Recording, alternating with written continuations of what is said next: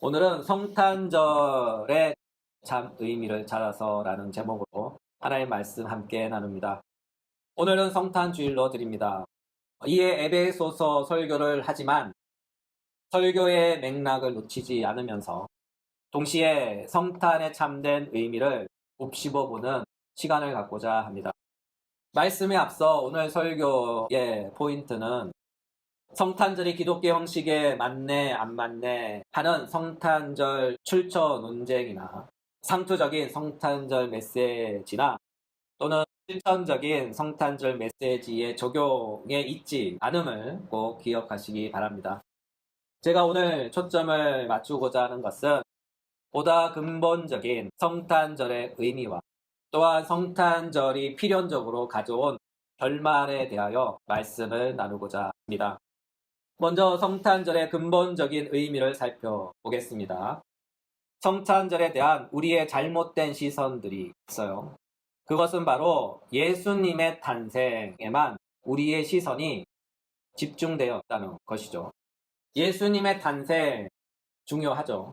그런데요, 우리의 시선은 딱 거기에만 머물러 있다는 거죠. 이는 마치 한 아기의 출생을 축하하듯 우리는 마냥 예수님의 출생을 축하합니다. 그런데요, 그것은 중요한 것이 아니랍니다. 중요한 것은 이것이죠. 예수님께서 왜 태어나셨는가? 달리 말하자면 예수님께서 이 땅에 왜 오셨는가 하는 거예요. 또한 예수님께서 이 땅에 오셔서 무엇을 하셨는가 하는 것이며, 또한 그분께서 이 땅에 오셔서 하신 일들이 우리와 무슨 상관이 있는가 하는 것입니다. 우리가 정작 알아야 할 것은 바로 이런 거예요. 이것이 성탄절의 의미를 보다 명확하게, 선명하게, 확실하게 하는 것입니다. 이것을 모르면 성탄절은 우리에게 있어 아무런 의미도 없는 날입니다. 그저 먹고 마시는 날, 그저 노는 날, 수많은 공휴일 중에 하나라는 것뿐이죠.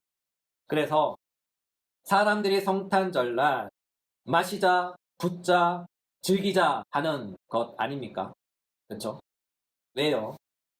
성탄절의 참 의미를 모르니까. 그저 먹고 마시는 축제의 날이 된 거예요. 이와 같은 분위기에 발맞춰 그리스도인들 또한 그렇게 보내죠. 그저 놀고 즐기는 공휴일 또는 생일 챙겨주듯 예배 한번 드리고 예수님 생신 축하해요 행사 한번 하고 케이크 한번 자르고 이렇게 하면 끝 합니다. 이것은 마치 종교적 의미를 다한 것처럼 그렇게 생각하죠. 여러분, 예수님은요, 그렇게 생일 안 챙겨드려도 우리가 생일 안 챙겨줬다고 그분은 전혀 섭섭해 하시거나 삐지시는 양반은 아닙니다. 그쵸? 심지어 성부 하나님도 섭섭해 하지 않으셔요. 진노하지도 않습니다. 그런 것은 하나님께 아무런 의미가 없어요. 진실로 중요한 것은 바로 이것이죠. 이것을 몰라주면 진짜로 하나님은 삐지십니다. 예수님께서 섭섭해 하십니다. 그것이 무엇일까요? 바로 예수님께서 이 땅에 왜 오셨는가 하는 것을 아는 것이죠. 이것을 아는 것이 진짜 중요하거든요. 이것이 성탄절의 참 의미이거든요. 이것을 아는 것이 성탄절을 성탄절답게 보내는 거예요. 그렇다면 본론으로 돌아와서 성탄절의 참 의미인 물음, 예수님께서 이 땅에 왜 오셨는가? 이에 대한 대답은 첫째, 예수님은 사람이 되시기 위해 이 땅에 오셨어요. 달리 표현하면 예수님은 하나님의 독생자 아들입니다. 이 세상이 창조되기 전에 세상이 존재하지도 않을 때 예수님은 하나님 안에서 성부 하나님께서 낳으신 바 된 하나님의 독생자 아들입니다. 요한복음 1장 1절부터 3절. 태초에 말씀이 계시니라. 이 말씀이 하나님과 함께 계셨으니 이 말씀은 곧 하나님이시라. 그가 태초에 하나님과 함께 계셨고 만물이 그로 말미암아 지은 바 되었으니 지은 것이 하나도 그가 없이 된 것이 없느니라. 사도 요한은 예수님에 대하여 무엇이라고 소개합니까?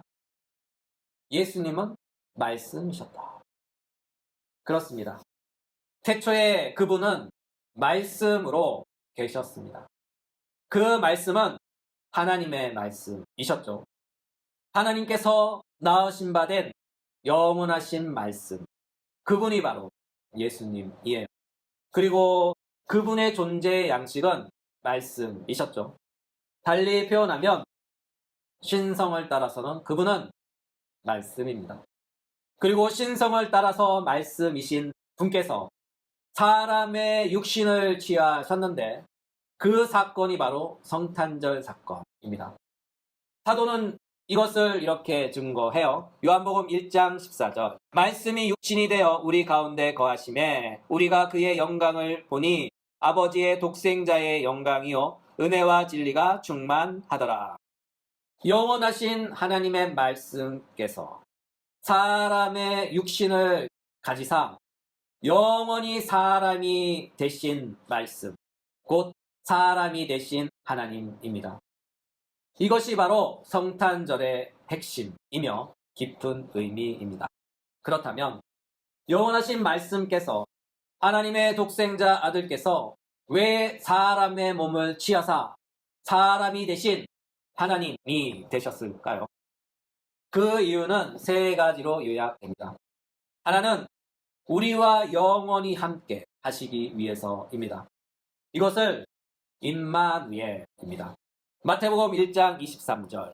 보라 처녀가 잉태하여 아들을 낳을 것이요 그의 이름은 임마누엘이라 하리라 하셨으니 이를 번역한즉 하나님이 우리와 함께 계시다 함이라. 영원하신 하나님의 말씀께서 사람이 되신 까닭은 우리와 영원히 함께 하시기 위해서입니다. 사도는 증거하시죠. 마태복음 28장 20절.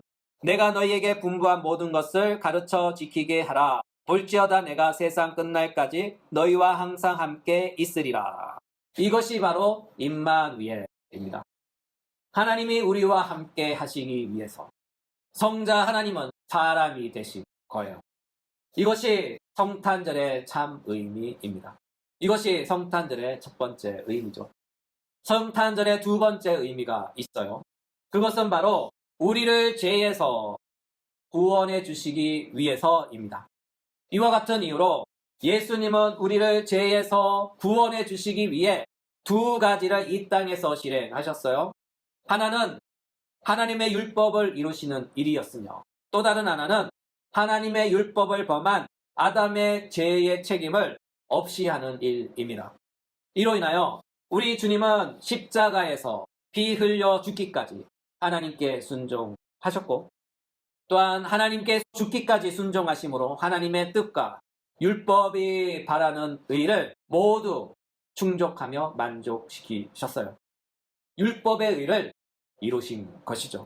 이와 같은 이유로 사도 요한은 예수님을 향하여 이렇게 증거합니다. 요한복음 1장 29절. 보라 세상 죄를 지고 가는 하나님의 어린 양이로다. 또한 우리의 주님이신 예수님도 자신에 대하여 이렇게 말씀하셨죠. 마태복음 20장 28절. 인자가 온 것은 섬김을 받으려 함이 아니요 도리어 섬기려 하고 자기 목숨을 많은 사람의 대속 물러주려 함이니라. 이 모든 것을 한마디로 요약하면 이것입니다. 예수님은 이 땅에 죽기 위해 오셨다. 무엇 때문에요? 우리 죄 때문에 우리를 죄에서 구원하시기 위해 죽으러 오신 거예요. 우리 주님은 이 일을 위해 하늘 보좌의 영광을 떠나 낮고 천한 죄의 세상에 오신 것이죠. 누구 때문에요? 나 때문에. 나를 구원하시기 위해. 이것이 바로 성탄절의 참 의미입니다. 그리고 이보다 더 중요한 요점이 있어요. 그것이 무엇일까요? 우리를 영화롭게 하기 위하여, 우리를 영화롭게 하기 위하여입니다.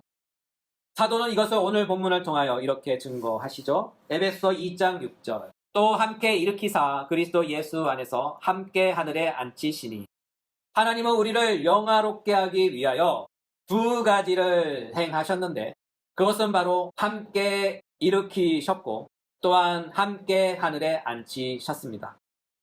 함께 일으키셨다. 이것은 예수님의 부활을 가리키는 말이죠. 예수님이 부활하실 때 우리도 그때 예수님과 함께 부활했다 하는 거예요. 왜냐하면 여기서 함께 일으키셨다는 시제가 부정과거 시제인데, 헬라어 문법에서 부정과거 시제는 그 일이 이미 완료되었음을 뜻하는 단어이기 때문이죠. 달리 말하자면 예수님이 부활할 때 우리도 그때 예수님과 함께 부활했다 하는 의미입니다. 언제요? 성경은 말씀합니다. 로마서 5장 8절. 우리가 아직 죄인 되었을 때에 그리스도께서 우리를 위하여 죽으심으로 하나님께서 우리에 대한 자기의 사랑을 확증하셨느니라. 사도 바울은 말씀합니다. 우리가 아직 죄인 되었을 때, 우리가 아직 죄인 되었을 때, 그렇죠. 우리가 아직 태어나지도 않았고, 우리가 아직 믿지도 않았을 때에 우리의 주님께서 우리를 위하여 죽으셨대요. 그렇다면 우리 주님의 이 거룩하고 숭고하고 고귀한 희생이 언제 우리에게 적용될까요? 바로 우리가 복음을 들을 때, 우리가 복음을 듣고 믿을 때, 바로 그때입니다. 우리가 믿을 때, 바로 그때 그 믿음을 통하여 우리 주님께서 우리를 위하여 이루신 그 모든 일들이 곧바로 나에게 적용되어 우리가 믿는 그 즉시 예수님과 함께 그의 부활에 참여하는 것이죠. 사도는 이것을 이렇게 증거해요. 갈라디아서 2장 20절. 내가 그리스도와 함께 십자가에 못 박혔나니 그런즉 이제는 내가 사는 것이 아니요 오직 내 안에 그리스도께서 사시는 것이라. 이제 내가 육체 가운데 사는 것은 나를 사랑하사 나를 위하여 자기 자신을 버리신 하나님의 아들을 믿는 믿음 안에서 사는 것이라. 아멘. 그렇습니다. 우리의 주님은 우리보다 훨씬 전에 이 땅에 태어나셔서 사셨지만 그분이 행하신 모든 일은 그 시대를 뛰어넘어 모든 시대에 그를 믿는 모두에게 광활하게 광대하게 적용되어 효과적으로 나타나 열매 맺습니다. 이것은 기독교의 신비입니다. 이 일로 인하여 그리스도인들은 이제부터 전혀 새로운 세상에 속하며 새 질서와 새로운 영의 인도함을 받으며 살게 됩니다.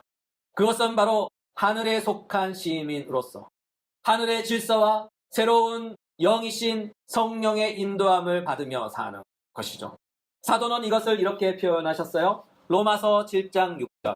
이제는 우리가 얼매였던 것에 대하여 죽었으므로 율법에서 벗어났으니 이러므로 우리가 영의 새로운 것으로 섬길 것이요. 이 구절에서 영의 새로운 것을 주목해 보셔요. 이것은 또 무슨 말일까요? 이것은 바로 성령이 역사한 결과로 말미암는 새로움, 성령이 역사한 결과로 말미암는 새로움이란 뜻으로서 성령 하나님의 인도하심을 가리킵니다. 이것은 에베소 2장에서 불순종의 아들들 가운데 역사하는 영과 대조된 말씀이죠. 에베소 2장 2절. 그때에 너희는 그 가운데 행하여 이 세상 풍조를 따르고 공중의 권세 잡은 자를 따랐으니 곧 지금 불순종의 아들들 가운데서 역사하는 영이라. 이 모든 구절을 요약해 보면 이 세상 사람들은 둘 중 하나에 속하여 삽니다. 한 부류는 불순종의 아들들 가운데 포함되어 역사하는 영의 인도함을 받든지 아니면 성령 하나님의 인도함을 받든지입니다.